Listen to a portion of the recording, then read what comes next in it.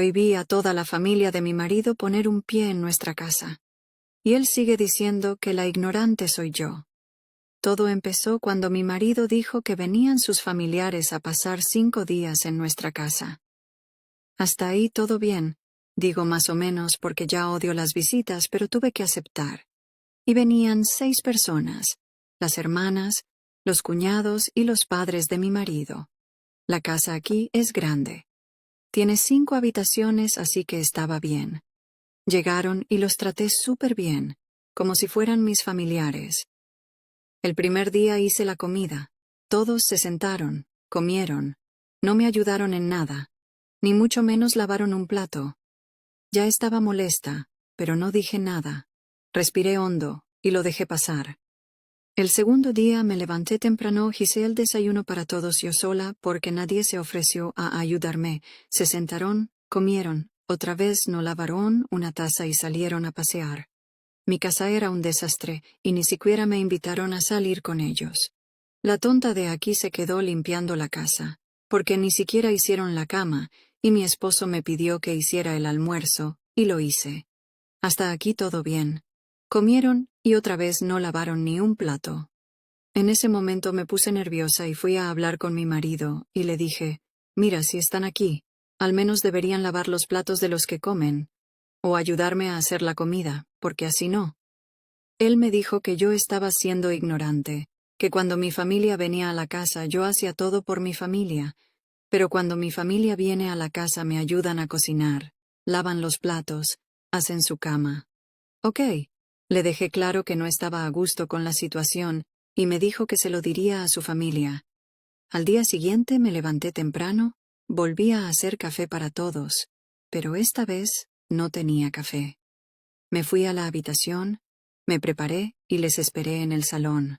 Mi cuñada vio esta escena y preguntó, ¿a dónde vas? Simplemente le dije, salgo contigo. Tuvo el descaro de girarse hacia mí y preguntarme, ¿pero quién va a fregar los platos? Le dije, yo no he tomado café, quien lo haya hecho que lo limpie. Ella cerró la cara, se enfadó, y yo me hice el tonto. Subí al coche y me fui con ellos. Los platos seguían igual, la cama desordenada, salimos a dar un paseo. Cuando volvimos simplemente me encerré en mi habitación, y ese día no hice la comida. Mi marido entró para preguntarme a qué hora iba a hacer la comida, y quién iba a limpiar el desastre del desayuno. En ese momento respiré hondo y le dije, yo no tengo hambre. ¿Tú tienes hambre? Dijo que sí. Y le contesté, voy a pedir una fiambrera para mí y otra para ti, y el que tenga hambre que vaya a hacer la comida. Le pareció absurdo, y se fue a hablar con sus familiares. En ese momento él, sus hermanas y su madre subieron gritándome, diciendo que era una vaga, que no tenía ni idea, que debía hacerles la comida, que estaba obligada a hacérselo todo porque eran visitantes, y que mi marido debía deshacerse de mí porque era una cerda, que dejaba los platos sucios. En ese momento no pude soportarlo, porque después de todo lo que había hecho por ellos, cocinar, limpiar, todavía tenía que escuchar esos insultos dentro de mi casa. Eché a todo el mundo, cogí las cosas de mi marido, las de mis cuñadas, y lo tiré todo a la calle. ¡Qué buen servicio! Mucho cuidado al comer asado, porque yo morí comiendo asado. Mi nombre es Marcos. Permítanme contarles la trágica historia de mi vida.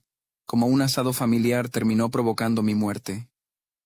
Después de comer algunos trozos de carne, estaba disfrutando de una barbacoa en casa entre amigos y familiares como suele hacer todo el mundo. Pero no tenía idea de la pesadilla que se avecinaba, y ese día sería mi último día de vida. Mientras preparaba el asado, en cuanto la carne parecía estar lista, tomé algunos trozos y me los comí, pero después de unos minutos, comencé a sentir un dolor insoportable, como si me estuviera desgarrando la garganta. Justo después de eso, sentí que estaba perdiendo el aliento y ya no podía hablar correctamente. La gente, al ver mi desesperación, se me acercó, acudiendo en mi ayuda. Después de darme un vaso de agua, comencé a respirar normalmente de nuevo, como si hubiera perdido el aliento debido a un atragantamiento. Aunque aparentemente volví a la normalidad, Seguí sintiendo dolor y, a medida que pasaba el tiempo, el dolor parecía extenderse desde mi garganta hasta mi estómago. A medida que el dolor se hacía más y más intenso, llamé a mi esposa para que me llevara al hospital.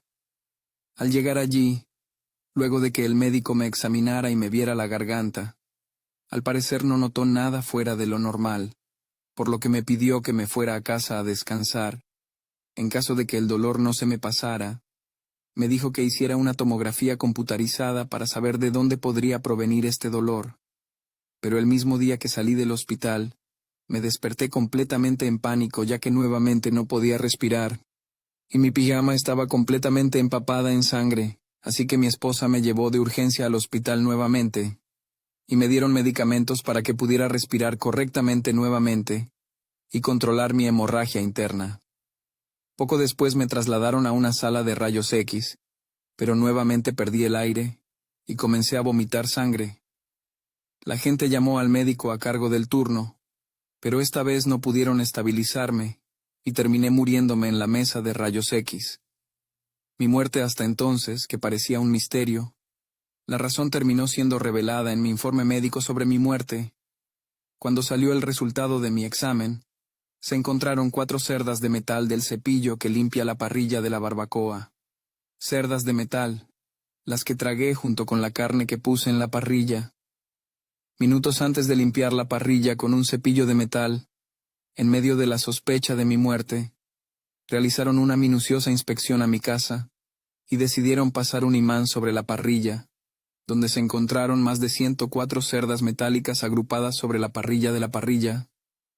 Que mi historia sirva de advertencia a cualquiera que le guste lavar parrillas con cepillo de metal. ¡Ay, qué bruto, focalicero! Probablemente conocen a esta actriz llamada Joey King, que ya hizo The Kissing Booth. Poca gente sabe que cuando tenía 12 años también participó en la película El Conjuro, lanzada en 2013. Años después, reveló una experiencia extraña y aterradora que le ocurrió durante el rodaje de la película. Así que si no lo saben, sigan viendo el video y síganme si les gusta este tipo de historias. Dijo que en la película, cuando la madre del personaje es poseída, su cuerpo se llena de hematomas, y lo que sucedió es que realmente comenzaron a aparecer hematomas en su cuerpo, especialmente durante las escenas de posesión. El equipo de filmación no le creía y pensaba que estaba bromeando. Cuando los maquilladores vieron las marcas, comenzaron a frotarlas con aceite y algodón para ver si desaparecían, pero ella solo se quejaba de que le dolía mucho. Entonces decidió buscar un médico y hacer una serie de exámenes. El resultado fue que estaba en las primeras etapas de la leucemia y, según los médicos, todas las plaquetas de su cuerpo se habían agotado misteriosamente. Se sintió aterrada y encontró esto extraño porque ni ella ni su familia tenían antecedentes de enfermedades sanguíneas. Después de eso, tuvo que ir al hospital todos los días y someterse a una batería de exámenes diarios. Pero lo más extraño fue lo siguiente.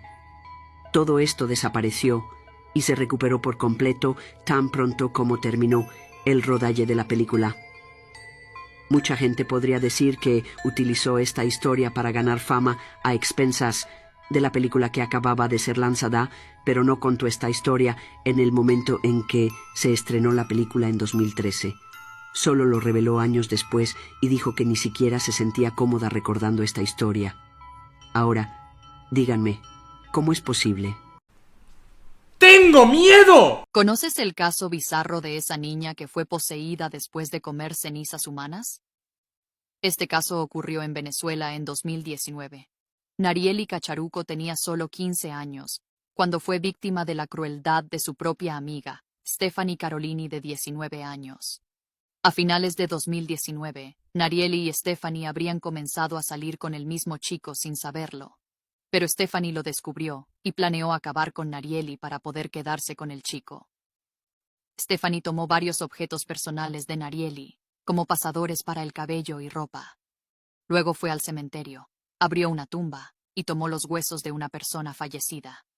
Después, mezcló los objetos de Narieli con los huesos y los enterró en el cementerio, mientras que el resto de los huesos los quemó. Después de eso, Stephanie invitó a Narieli a su casa para almorzar, y en la comida de Narieli, Stephanie puso las cenizas. En pocos días, Narieli quedó completamente irreconocible, además de comenzar a mostrar signos de delirios y comportamientos extraños. También comenzó a desnutrirse y a perder algunos movimientos del cuerpo. Stefani desapareció durante todo este periodo. Este fue el estado en el que quedó Narieli. Este video fue grabado por un familiar de la niña. La llevaron al hospital, pero ningún médico sabía qué le pasaba. Uno de sus parientes, que era espiritista, decidió llevarla a un centro espiritista, y allí el médium dijo que estaba bajo el efecto de un trabajo espiritual muy pesado. Además, el médium afirmó que el trabajo fue realizado por una amiga de la niña. El 11 de enero de 2020, Narieli falleció en los brazos de su padre. Stefani volvió a aparecer en el velorio de Narieli, y los familiares de la niña se abalanzaron sobre ella y la obligaron a confesar lo que había hecho, y ella lo confesó en detalle, desde robar los objetos de Narieli hasta abrir una tumba para realizar el hechizo. Stefani fue llevada a la comisaría, pero no fue encarcelada porque no existe ninguna ley que condene este tipo de caso.